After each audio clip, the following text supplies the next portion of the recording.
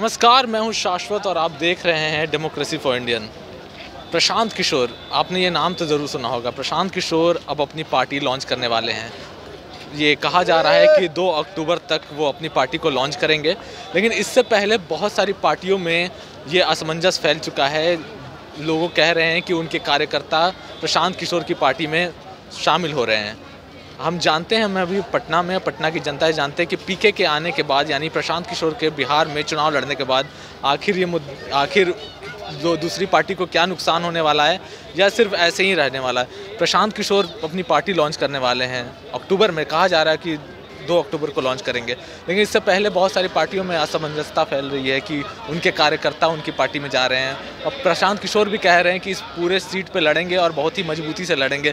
क्या लगता है कि वो कितना कारगर साबित होंगे भैया? कुछ नहीं हो पाएगा भैया। प्रशांत किशोर जी ठीक है, दलों के लिए स्ट्रेटजी बनाते होंगे, लोग उनको लाते होंगे, लेकिन मैं आज उनसे ये कहना चाहता हूँ कि ठीक है, आप अपने आप में राजनीतिक विशेषज्ञ में बहुत ऊपर हैं हमसे, पर मैं आपको एक राय दे दूँ प्रशांत जी, आप तो या तो एनडीए में रहिए या तो इंडिया में रहिए, क्योंकि ये आपको भी पता है, हमारे यहाँ कहावत है, अकेला चना भाग नहीं फोड़ता। ठीक है, इसका जीता जाता एग्जाम्पल है पप्पू यादव। गरीबों का मसीहा बोला जाता है उनको, पर विधानसभा का भी चुनाव हार जाते हैं वो। इस बार तो जीत गए निर्दलीय, वो सांसद बने। मैंने क्या बोला? विधानसभा का चुनाव। फिर वही बात मैंने बोला। क्या बोला मैंने भैया आपको? एक अकेला चना भार नहीं फोड़ता। पप्पू यादव 4 बार निर्दलीय सांसद रह चुके हैं, पर हाँ, अगर वो किसी पार्टी से सांसद रहे तो ज़्यादा मजबूती प्रदान करेंगे। तो इसी तरह से प्रशांत किशोर जी को मैं बोलना चाहता हूँ, आप कुछ भी पार्टी बना लो, कुछ भी कर लो, बिहार है ये, यहाँ वोट बैंक जिसका है राज उसी का चलेगा। आपको वोट बैंक बनाना पड़ेगा, और अगर आप अपने समुदाय के भरोसे पार्टी बनाए हैं तो फिर कहीं ना कहीं एनडीए गठबंधन को नुकसान होगा आपके कारण। तो एनडीए गठबंधन कभी नहीं चाहेगा, इंडिया गठबंधन को कभी आपसे नुकसान नहीं है। और बिहार के हित का अगर आप सोचते हैं तो पहले मैं क्या बोला आपको, आप या तो एनडीए में रहिए या तो इंडिया में रहिए। पहले 5 साल वहाँ दिमाग खपाइए, उसके बाद धीरे धीरे अपना जनाधार बढ़ाइए। ऐसे कुछ नहीं होने वाला भैया।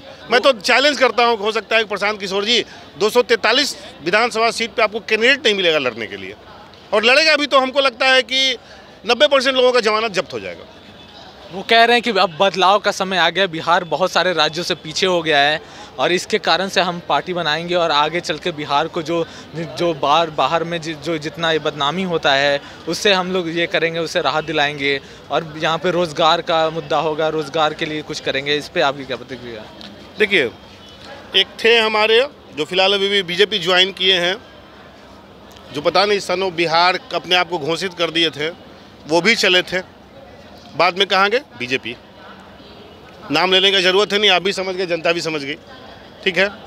दूसरा, चिराग पासवान जी बिहार फर्स्ट का नारा दे के विधानसभा चुनाव लड़े, एक भी सीट नहीं आया। जब तक उनको महत्व भी नहीं दिया गया, उनकी पार्टी पे चचा का कब्जा नहीं था, उनकी पार्टी पे नरेंद्र मोदी जी का कब्जा था। आया तुक्के की तरह निकाल के बाहर फेंक दिए। फिर समय आया, मोदी जी को पता चला लोकसभा चुनाव है, बाप का उत्तराधिकारी तो बेटा ही बनता है, भाई तो बनता नहीं है। तो फिर पुश किए चिराग पासवान जी को, 5 सीट दिए, 5 का 5 लोकसभा सीट वो जीत गए। आपको जवाब मिल गया होगा मेरा। कहना बहुत आसान है कि हम मुद्दा उठाएंगे, ये करेंगे, वो करेंगे, कोई ज़रूरत नहीं। अभी जनता बटी हुई है। अभी कुछ दिन पहले ही जगदानंद सिंह का एक लेटर वायरल हुआ है जिसमें उन्होंने कहा कि हमारे कार्यकर्ता जनसुराज से जुड़ रहे हैं और इस पर कार्रवाई भी होगी। इस तरह की बातें आती है तो लोगों में ये बात फैलता है कि जनसुराज आगे बढ़ रहा है। देखिए, एक बात समझ ले, हो सकता है कि हमको लगता है प्रशांत किशोर जी राजपूत समाज से हैं, जगदानंद नहीं, मुझे नहीं पता है, शायद होंगे, वो भी हमको लगता है कि राजपूत समाज से होंगे। अब दोनों को क्या राजनीति है, क्या है, नहीं है, आपस में इस तरह की बातें चलते रहती है। पॉलिटिक्स में कोई महत्व नहीं रखता। अब उठा के आप देखिएगा तो अश्वनी चौबे जी बहुत कुछ बोल गए, लेकिन कोई महत्व नहीं। पार्टी का जो मुख्य लीडर है, देखिए, आप जदयू को उठाइएगा तो नीतीश जी जो बोलेंगे सो होगा, आरजेडी को उठाइएगा तो तेजस्वी जी जो बोलेंगे होगा, बीजेपी को उठाइएगा तो नरेंद्र मोदी जी कुछ बोलेंगे तो वो होगा, बाकी कुछ नहीं है। अच्छा, जैसे लोग देखिए, दिल्ली में भी शुरुआत की थी अरविंद केजरीवाल ने, एक अपनी अलग पहचान बनाया। कांग्रेस का सत्ता पास था, लेकिन कांग्रेस और भाजपा से अलग होकर दिल्ली वालों ने केजरीवाल को चुना। तो क्या लगता है कि प्रशांत किशोर भी आ रहे हैं, तो क्या लगता है बिहार की जनता जागरूक अगर होगी तो उसको भी तो चाहिए, क्योंकि जनता भी बहुत सारी सोचती है कि हमें रोज़गार का मुद्दा ऐसे भी बिहार में बहुत ज़्यादा चलता है कि रोज़गार का मुद्दा चलता है। तो क्या पता लगता है कि आने वाले समय में किस पार्टी को अगर नुकसान पहुंचाते भी हैं तो किस पार्टी को होगी? नहीं, पहले मैं आपको जवाब दे दूं अरविंद केजरीवाल जी पे। देखिए, अरविंद केजरीवाल जी अचानक सत्ता में नहीं आ गए, चाहे नरेंद्र मोदी जी अचानक सत्ता में नहीं आ गए। उसके लिए 2014 से पहले 1 साल तक, मतलब जो सत्ता में सरकार थी उसको बदनाम करने के लिए क्या क्या हथकंडा नहीं अपनाया गया, जो आज नहीं किया जा रहा। ठीक है, आप उसमें कह सकते हो कि मीडिया में सच दिखा रहे थे, पर 2G स्पेक्ट्रम घोटाला आपका फेल हो चुका है। उसका माहौल बना के पता नहीं क्या क्या रामलीला मैदान में आप लोग किए। जनता प्लस सबसे बड़ा बात क्या है, तंत्र जो आप बात कर रहे हैं, अगर आप सच्चाई दिखाओगे तो जनता सच देखेगी, आप झूठ दिखाओगे बगलाओगे तो जनता वही देखेगी, दूसरा कुछ नहीं देखेगी। तो इस तरह से प्रचार प्रसार किया गया, जो सत्ता में थे कांग्रेस यूपीए गवर्नमेंट, उसके अगेंस्ट, मतलब कहते हैं ना, उसको बदनाम करने के लिए इतना कुछ चलाया गया कि वहाँ की जनता को लगा कि नहीं भाई अरविंद केजरीवाल इतना आवाज़ उठा रहे हैं, IAS अफसर हैं, फलना है ढेकना, सत्ता में आ गए। प्रशांत किशोर जी के साथ ये कहाँ हाल है? कहीं वो रैली वैली भी किए हैं क्या कभी कुछ? अगर आप कोशिश कीजिएगा भैया तो आप पिछले कुछ समय से वो गांव-गांव जा रहे हैं, पद यात्रा कर रहे हैं, बहुत लोगों को जोड़ रहे हैं। वो इस पे भैया हम इंडिया की बात करते हैं, वोट बंटता जातिवाद पे ही है, एकदम सीधा समझ लीजिए। बीजेपी को उठा के देख लीजिए, किसकी जाति का किसकी समूह को वोट होता है। आप इंडिया गठबंधन को देख लीजिए, किसकी जाति किसके समूह का वोट होता है। तो उस तरह से बनाना पड़ेगा, तब आप आगे बढ़िएगा, ऐसे नहीं आगे बढ़ सकते। ठीक है, अब प्रशांत किशोर जी हमसे ज़्यादा ही इंटेलिजेंट होंगे, ये तो मैं मानता हूँ। आगे देखिए क्या होता है, पर मेरे को ऐसा नहीं लगता है कि बिहार में फिलहाल देखिए RJD, जदयू, बीजेपी, तीसरा किसी का स्थान, चौथा किसी का स्थान नहीं है।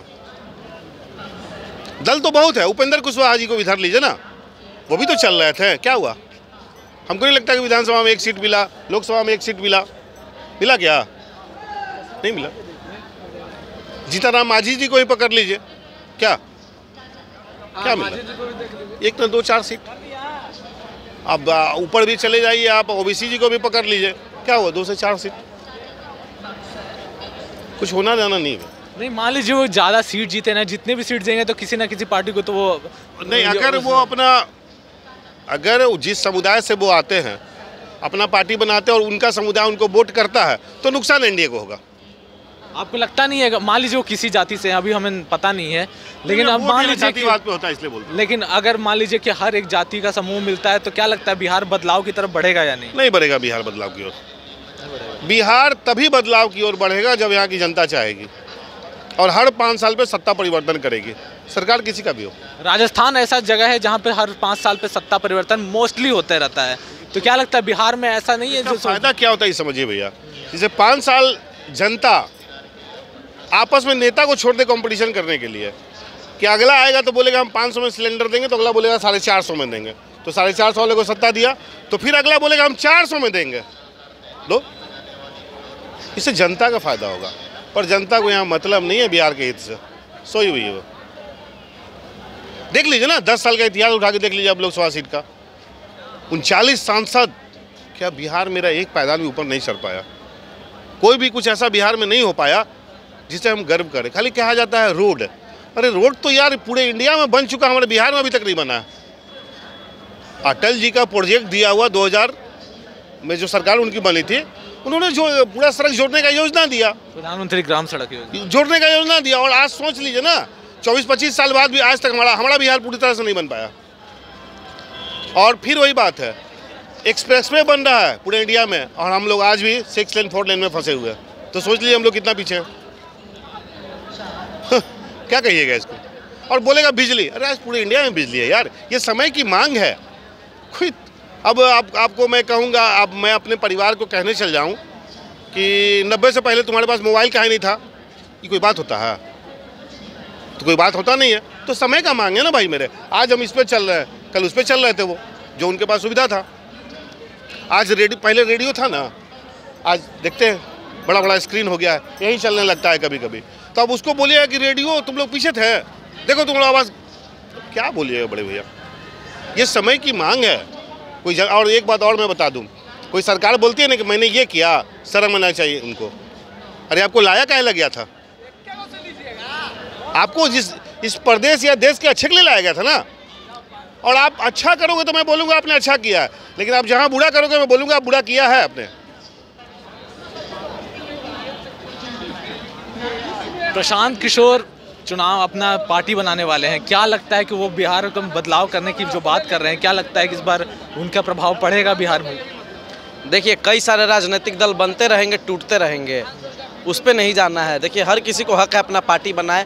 प्रशांत किशोर भी बना रहे हैं, अच्छी बात है, लेकिन एक बढ़िया विकल्प तैयार करें तभी कुछ हो सकता है। क्योंकि अगर वास्तविकता देखी जाए भाजपा, अगर बिहार के इतिहास को, तो 15 साल राजद की सरकार रही, 18 साल से जदयू और भाजपा की सरकार है, लेकिन विकास कुछ नहीं हुआ दोनों के सरकारों में। तो क्या लगता है प्रशांत किशोर जो वादा कर रहे हैं कि बिहार रोजगार में पीछे चल रहा है, बिहार में इंफ्रास्ट्रक्चर की कमी है, तो क्या लगता है कि वो आने वाले समय में उनकी बात जनता मानेगी, मानते हुए उनको आगे बढ़ने का मौका देगी? देखिए, वो कुछ नया नहीं बोल रहे हैं, ये बात जनता भी जान रही है कि बिहार में रोजगार के अवसर कम हैं। बिहार में इंफ्रास्ट्रक्चर डेवलपमेंट के नाम पे कुछ काम नहीं हुआ पिछले 35 सालों में। तो ये बात पूरी जनता जान रही है, और जनता ये भी जान रही है कि प्रशांत किशोर भी दे रहे हैं तो वो केवल जुमला दे रहे हैं। प्रशांत किशोर भी आएंगे तो कुछ नहीं करने वाले हैं। ऐसा लगता है आपको? तब और क्या, ऐसा बिल्कुल लगता है। और अगर बिहार का विकास सही में कराना है तो कोई भी गठबंधन हो, गठबंधन से छुटकारा पाना हो और किसी अकेले की सरकार को लानी होगी। 35 साल में कोई विकास नहीं हुआ, पूरे 35 साल का मैं बता रहा हूँ।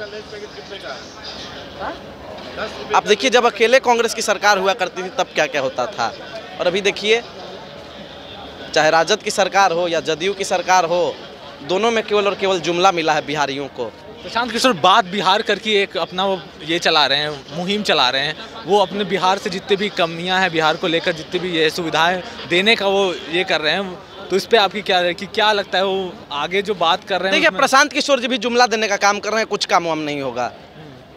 प्रशांत किशोर जी पार्टी इसलिए बना रहे हैं काहे कि जो जन सुराज में खर्चा हुआ है ना, उस खर्चे को वापस से अपना निकाला जा सके। पहले जो उनका इन्वेस्टमेंट है उससे प्रॉफिट निकालने का सोच रहे हैं। बाकी बिहार का और बिहारियों के विकास के बारे में कोई भी राजनेता नहीं सोचता है, किसी भी दल का। मैं अभी बोल रहा हूँ, कोई भी राजनेता किसी भी दल का नहीं सोचता है। और अगर बिहार को बचाना है तो अकेला कांग्रेस को लाना है। ये थे हमारे साथ पटना की जनता जो प्रशांत किशोर के मुद्दे पर अपनी बात रख रही थी। अगर आपको हमारा यह खबर पसंद आया तो हमारे चैनल को सब्सक्राइब करें। धन्यवाद।